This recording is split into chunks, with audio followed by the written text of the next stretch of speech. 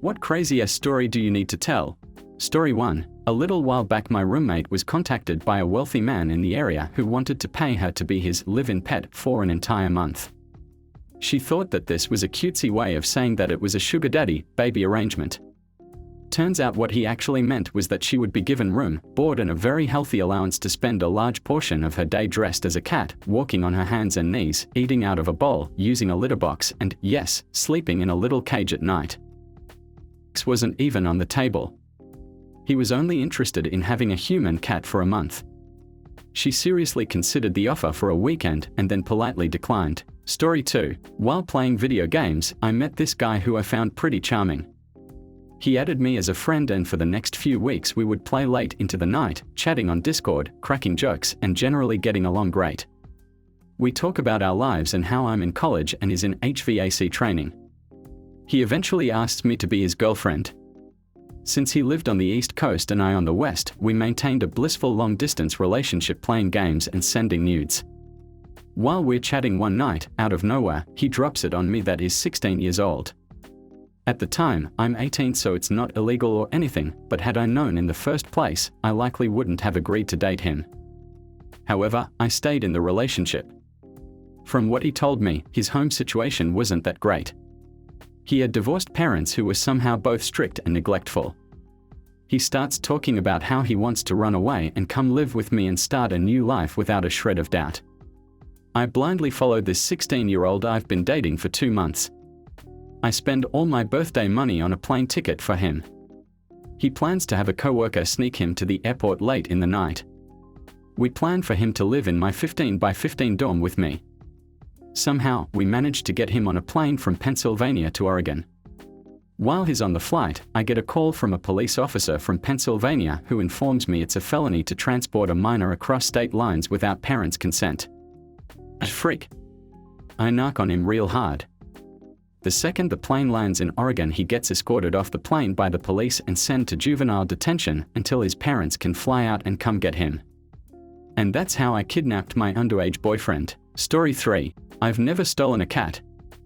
I'm actually allergic to cats, so I can't even have a cat. Despite this, I've been accused of stealing 3 separate cats on 3 separate occasions by 3 different people. One guy threatened to shoot me for stealing his cat, but I didn't steal his cat. Now that was a wild Thanksgiving. Story 4. This was summer between junior and senior year in college. So this one time I show up to a guy's parents' house to pick up a mutual friend. Turns out the guy who dealt weed to all of us was there too, and they were all stoned off their asses. Parents are nowhere to be found, but the house reeks of pot smoke. I had an internship that drug tested, so despite how much I wanted to smoke, I couldn't. As the only sober person there, I'm trying to convince my friend to leave with me so we won't get in trouble. As we are getting close to leaving the hosts, the dog starts going nuts by the front hall bathroom. The dealer investigates and turns to inform us that there is in fact a possum in the bathroom. We all call bull, but as each person checks, there is sure enough a goddamn possum in the bathroom. The dealer comes up with the idea to use a broom to sweep the possum into the dog kennel. They were successful in this venture. Then came the inevitable question of now what? The obvious answer. They hotboxed a wild possum in the front hallway. I got my friend out shortly after. Less than a quarter hour later, the parents show up to a stoned caged possum in their front hallway surrounded by stoned 18 to 20-year-olds and their stoned son. They never did believe that the possum got in on its own, probably through the doggy door. My friend and I got away squeaky clean. Story 5. I saved a man's life and I never saw him again. 10 years later, this is still the craziest thing that has ever happened to me. In high school, I worked as a lifeguard at a country club for a few summers to earn some money. It was a cushy gig. It was for country club members only, so a large part of the job was learning people's names and interacting with them. Mostly just saying "Good morning, Mr. Jarity," and listening to some generic mumbling about millennials. Well, over the 4th of July weekend, there were more people at the pool than usual. Each member could sign in one guest. There was a middle-aged man jumping off the diving boards who I hadn't seen before. He was over 6 feet, at least 230 pounds, and was doing gainers off the low dive into the pool to make big splashes to impress his country club member friends. Well, one particular jump he got a running start and slipped off the board at the very end. His momentum was already leaning backwards to do the jump, and his body came off the board a few feet and his head rotated backwards and smacked right into the diving board. I can still hear that cracking sound in my mind. I'm sitting 8 feet off the ground in the lifeguard chair at the diving well watching this all go down, and I am praying that I don't have to do anything, even though I knew shit was about to go down. I didn't see any blood, which was a good sign, but as I watched his body sink down I counted 1 1,000, 2 1,000, 3 1,000. No movement.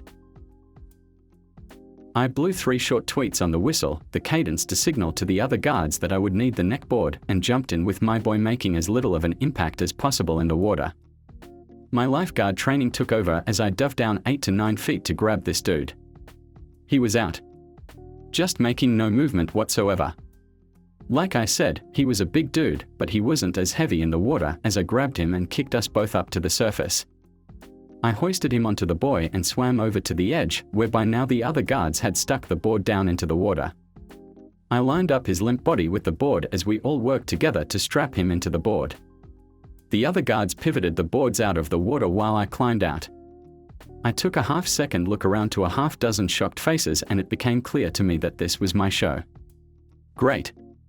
Still obeying my adrenaline-fueled rote memory of my training, I shouted for someone to call an ambulance as I made a decision. See, I thought he probably had a neck injury. The board he was strapped into is designed to not move his head, so he doesn't further injure his neck or back. But he wasn't visibly breathing, so I had to save his life at whatever cost it took. Or at least that's what my 16-year-old brain decided. So I started chest compressions. What they don't tell you about chest compressions is that you are breaking shit. You can feel bones and cartilage cracking under your palms. It feels horrible. I still haven't been able to shake that feeling. 1 round of 30 and then I did 2 breaths into his mouth. His head was already titled back a bit from being in the board, so I didn't have to move his neck. After 2 breaths, I went back to chest compressions, and after 5 or 6 a little water leaked out of his mouth, he coughed a few times, and the other guards picked up the board and whisked him away so fast I didn't even know what happened. I rolled over onto the concrete, a tinnitus-like ringing in my head, my heart racing, just sitting there taking it in. I went into some trance as my teenage body struggled to deal with what just happened. Start to finish it probably only took about 6 minutes, but it felt like a lifetime of stress and nausea had built up in my body. I was walked over to the guard shack, dried off, and walked up to the country club's nicer member buildings. The manager, who was a friend's dad and had gotten me the job, sat down with me as we talked about what happened. I gave him the basic details, signed some documents, and was sent home for the day. Like I said, I was in some kind of trance and was just operating on autopilot. I'm not sure how much sense I was making at the time, and it took me several hours to process what just happened. I came back from my shift a few days later, and I was told by another lifeguard that the guy was okay. I was thanked profusely by the member who brought him as a guest, but I never saw that guy again. This was still the craziest thing that has ever happened. I'm glad my instincts took over and I remembered my training. I might not have done everything exactly right, but I tried my best, and at the end of the day he lived through it. I hope that guy's doing okay. Story 6. Was served lunch sometime during a flight. While eating, noticed that the woman next to me is slowing down in her movements, slower cutting, slower chewing, etc. Suddenly she stops completely in her movements, fork and knife in hands, half-cut food on her plate, face bowed forward above her plate and nothing else. Touched her on the shoulder, pushed a little bit, asked her if everything was okay. No reaction. Couldn't really tell if she was still alive. Was it the air conditioning or her breath? No idea. Didn't want to panic and frighten everyone else. You know. Dead person. Made eye contact with a stewardess, point towards next to me. Couple minutes later, 5 stewardesses including the co-pilot formed a barrier around our seats and like in a movie tried to get a reaction, aka, "Don't you die on me." Woman wakes up, looks up and says just this one sentence, "I took really strong sleeping pills." And goes back to sleep in the same Tyrannosaurus posture. As if this has happened before, and she had anticipated this conversation, as if she knew that her mind would only be awakened long enough for one sentence. So for the entire remaining 6 to 7 hour flight, there is this lady next to me, mimicking a Tyrannosaurus, her hands still grabbing the now removed fork and knife, drooling on the table. and everyone passing by giving me this questioning look. Best flight ever. Story 7. So me and my brother are fraternal twins. My stepmom passed away due to breast cancer when we were around 15 years old. She was like a second mother to us and had been around since we were very young, 5 years old. Now fast forward to our junior year of college. I attended a school in upstate NY while he attended a university in the state of Florida. One night I woke up in sweat with tears coming down my eyes. I had the most vivid dream. I was in a house and my stepmother was there. I knew she had passed in this dream, which was a first for me. She hugged me, told me how handsome I had become, and that she loved me. I woke up drenched in sweat thinking, what the heck was that? I didn't say anything to anybody and went to class. As I'm walking back to my apartment after class, I get a call from my brother. His first words were, "I know this is going to sound weird, but I had the most vivid dream about Maggie last night." The hairs on the back of my neck stood up as he went on to describe the same dream I had just experienced the night prior. We've never had a twin moment like this and I don't really know what to make of it, but it's always been a story that I wanted to tell. Story 8. My parents are blind optimists. They think nothing bad will happen to anyone in our family. One day, I got jumped by some losers in a gang. I go home and tell my parents and they look at me and say, "Well, there's fried chicken in the oven." Unbelievable. I was 14. Story 9. When I was 19, I would deliver drugs for a friend of mine. One of the guys I delivered weed to worked at the local zoo. One day we decided to smoke up in the somewhat hidden area behind the indoor penguin enclosure. After the session, we went inside to find the penguins acting very weird. Turns out we were smoking right next to the air intake for said penguin enclosure. And that was the day I accidentally hotboxed some penguins. Story 10. Many years ago in Galveston, Texas, I was attending the Kappa Beach party. Anyway, I'll get to the point. After an hour of being in the crunk area, I looked over to a woman holding her child in one arm and blowing two dudes with the other arm and mouth. Good night, friends. Story 11. I used to open letters for a state-run bureau. We had a dedicated unit of people just opening letters all day long by the ton. For some reason, a person not in the right mind started to send letters with human feces in them, perhaps as a form of retaliation, I do not know. This went on for weeks, if not months. Certain units had to use disposable gloves and face masks in case of number 2 letters. For my inconvenience, I was one who had the honors to open one of this perpetrator's mail. This time it was different. Along with the poo, something rolled out of the envelope. Something shiny. With the aid of some hand disinfectant and paper towels, I cleaned this tiny, round and golden piece of metal. This poop person sent a gold coin from the 17th or 19th century along with his excrement. The coin is small, around 2 grams, but it appears to be solid gold. I doubt that the person who lost this item is willing to get it back, since sending human feces to a bureau is considered a crime. The coin itself is not worth that much, but this is by far the most ridiculous story I have to tell from my previous mind-numbing job as a bureaucrat. And this, kids, is how I got myself a gold coin from a letter full of crap. Story 12. When I was about 10, my family moved from the city to this small, like a few hundred residents, town in northern Australia. We started going to school and after a few weeks we made friends with the other kids. They kept telling us about this club in town called the Nature Rangers. The way they described it, it sounded like some off-brand Boy Scouts with camping and hiking and all that. They also said they gathered at their ranger hall on Fridays to have movie nights with popcorn and hot dogs. Me and my younger sister begged our parents to let us join, so on Friday night we got dropped off at the hall. So we lined to go into the hall and all the kids are joking and laughing. They opened the doors and then we all start walking in and the whole mood shifted. All the kids immediately shut up. As I walked in, I looked up and on the walls was all these signs: sinners must burn, the devil is coming for you, Christ is your only savior, stuff like that. The one that stood out was this huge mural of Australia engulfed in flames, with only our northern town spared.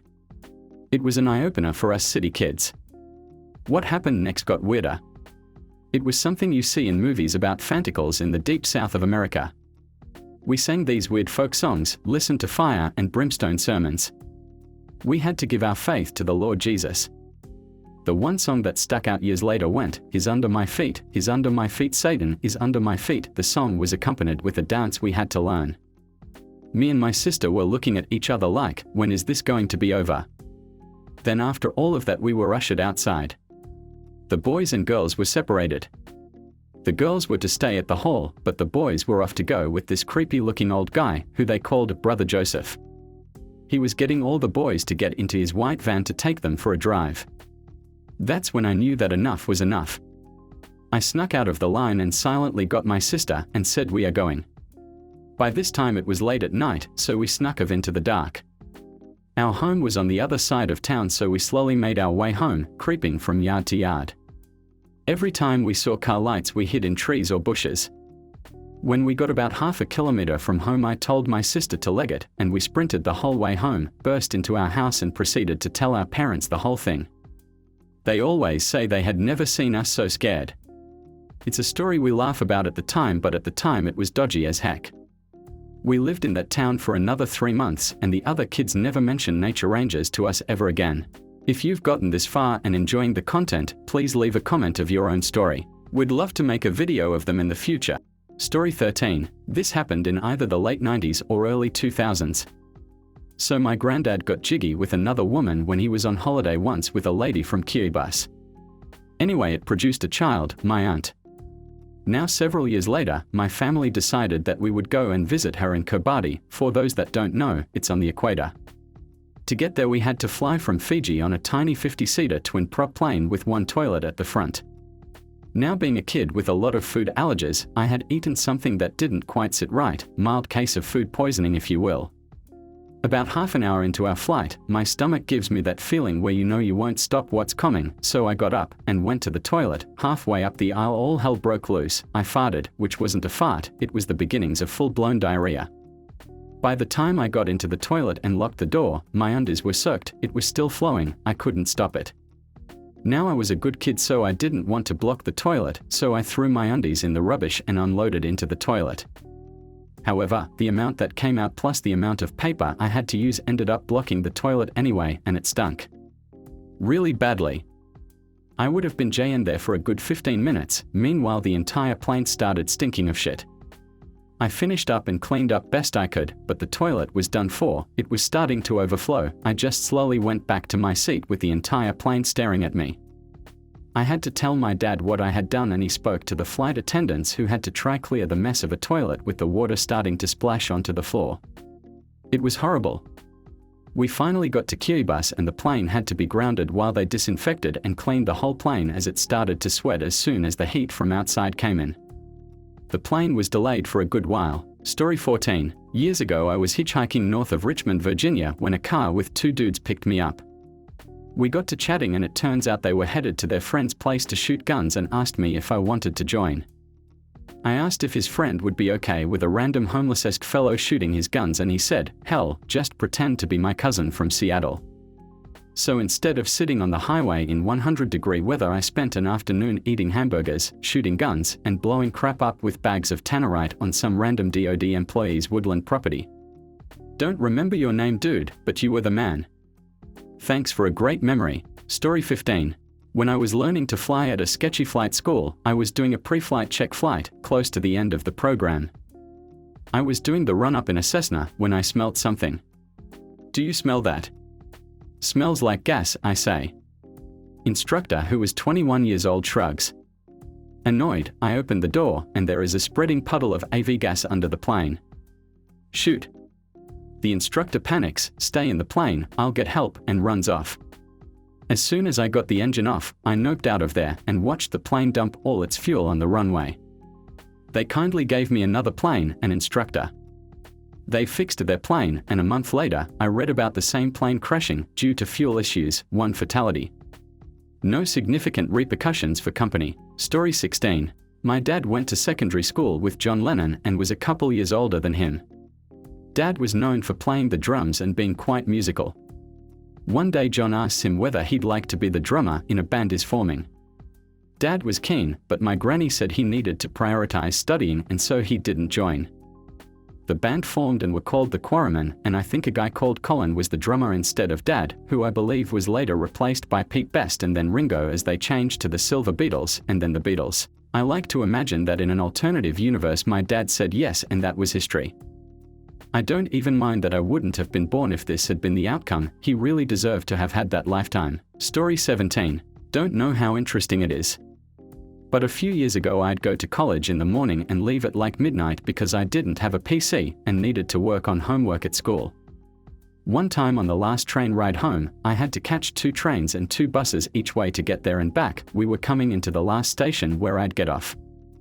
There was this Asian guy acting a bit strange the whole ride. He gets up and stands in the middle of the car, and as the train brakes coming into the station he falls flat on his face from a full standing position, lays there until the train stops, stands up, dusts himself off and walks out of the open doors like nothing happened. I saw this guy doing it like 5 other separate times, and since I was used to it at that point I enjoyed looking out for the uninitiated riders' reactions.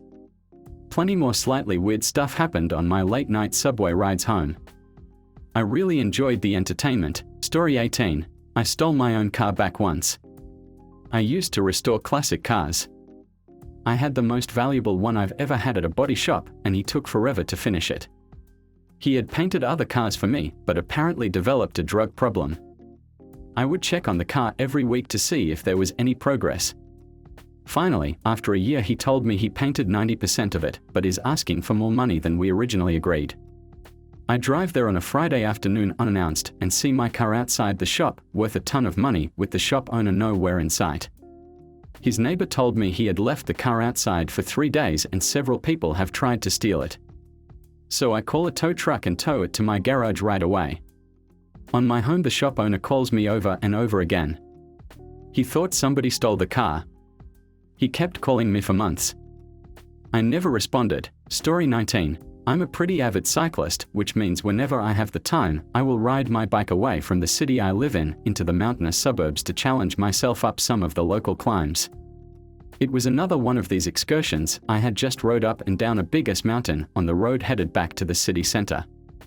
I was fairly tired, still had 40 kilometers to get back home. All of a sudden, I see traffic on the opposite lane stopped for some reason. What I immediately saw next I was not prepared for. I saw an ostrich on my lane in front of me, running after the car ahead. WTF, it's not like the country I live in is habitat to any ostriches. Slowly, I follow the ostrich, which is running after the car ahead, faced with a decision: do I overtake the ostrich? Now I'm no expert on ostriches, but I do remember reading that ostriches run really quickly and that they can be aggressive towards humans. I don't want to become the victim of an ostrich attack, but I do want to get home quickly, as it was starting to get dark. After hesitating for a while, I gave it all I had and overtook the ostrich. The rest isn't that interesting. I managed to get home unharmed. But to this day, it remains one of my most surreal experiences, running into an ostrich on a bike ride. Story 20. I was an exchange student in Poland a few years ago. I was freshly 18 and had almost no experience with alcohol. 3rd week of school, we had a dance and I decided to attend. It was not at all like the school dances we have in the US.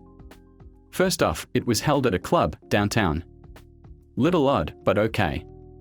Second, it had a bar. I was in the senior class in high school and we were all 18, so we could drink. I was not ready for that at all. Third, I had just started smoking the week before. My high school had a smoking gazebo, and probably 1/3 of my class smoked. I started smoking to make friends. This turned into the perfect storm of me getting absolutely hecking drunk-faced. After blacking out shortly, I was suddenly outside smoking, and my friends and I were walking to a nearby 24-hour liquor store. I walked in, visibly inebriated, and bought a mid-sized bottle of vodka. The cashier was hesitant, but when she heard I was American, basically just said, "F it, go ham." Probably another 2 hours and another blackout later the police arrive. They start yelling at my class president for wandering in the road. For some reason, drunk me decides I should get involved even though I barely speak Polish and am super hecking wasted. I walk up to the cop and in the worst Polish I've ever spoken, tried to say, "Leave him alone." But what came out was a leave and then a pile of vomit all over his boots. Oh heck, this is it, I thought, I'm going to get arrested and deported. The cop looked at me and said in English, "You an American?" "Yes, sir," I replied, knowing I was in deep trouble. The cop looked me up and down, looked at the bottle of vodka in my hand and said, "You drink crap vodka. Come with me." I was put into the back of the police car and he started to drive away. My heart sank. 3 weeks into what was supposed to be the best year of my life, it was already over. But he stopped 2 blocks away at the 24-hour liquor store, brought me inside, and bought me a 100 milliliters bottle of Zabroka vodka. He said, "This is good and cheap. Welcome to Poland. Now let me take you back to your friends." As we pulled back up to the club, he leaned back and said, "Watch this." He turned on the lights and siren and 3 or 4 kids ran down the block. He was laughing uncontrollably. He unlocked the door, and as I climbed out he shouted, "Be safe, friend." 20 minutes later I blacked out again, and the next thing I remembered was waking up on the kitchen floor of the house I was living in, feeling like absolute crap. My host mother had made coffee and said, "Dang, you had a night, huh?" And that was the craziest night I ever had. Thank you for watching. If you enjoyed this video, please hit the like button and subscribe to Thread Talk for more content like this. Also, don't forget to turn on notifications so you never miss out. Have a dope day and we'll see you in the next video. Cheers!